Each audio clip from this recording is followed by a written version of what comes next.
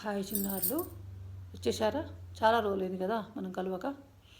అయితే ఈరోజు మీకు ఒక మంచి స్టోరీ చెప్తాను.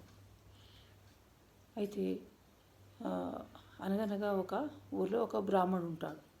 ఆ బ్రాహ్మడు రోజు స్నానం చేయడానికి కాలువ గట్టుకు వెళ్ళి స్నానం చేసి సంధ్యావందనం పూజ అవి చేసుకుంటూ ఉంటాడు.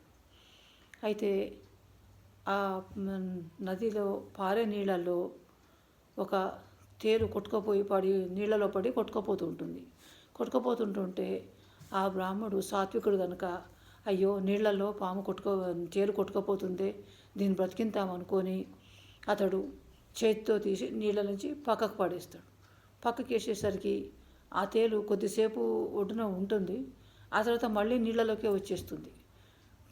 అలా నీళ్ళలోకి రాగానే మళ్ళా అయ్యో ఇది చనిపోతుంది, దీన్ని బ్రతికిద్దామనుకొని ఆ బ్రాహ్మడు ఆ తేలును మళ్ళీ చేతితో తీసి మళ్ళీ ఒడ్డుకు పడేస్తాడు. ఒడ్డుకు పడేసిన ప్రతిసారి బ్రాహ్మణుడి చేతిని తేలు కరుస్తూనే ఉంటుంది. అయినా సరే ఆ బాధకు ఓర్చుకొని బ్రాహ్మడు ఒక ప్రాణిని కాపాడాలన్నట్టుగా ఆ తేలును తీసి తేలు మళ్ళీ నీళ్ళకు మళ్ళీ వచ్చేస్తుంది. మళ్ళీ రాగానే మళ్ళీ తేలు చేతితోటి పట్టుకొని పక్కకు పడేస్తాడు.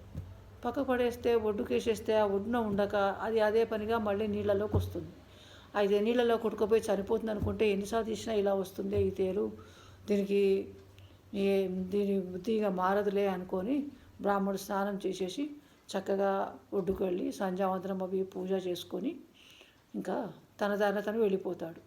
ఈ కథలో నీతి ఏమిటంటే, దుర్మార్గుల బుద్ధి దుర్మార్గంగానే ఉంటుంది, సాత్వికంగానే ఉంటుంది. అంటే తేలు బుద్ధి తేలుదే, బ్రాహ్మణుని బుద్ధి బ్రాహ్మణుది అనేది కథలో నీతి.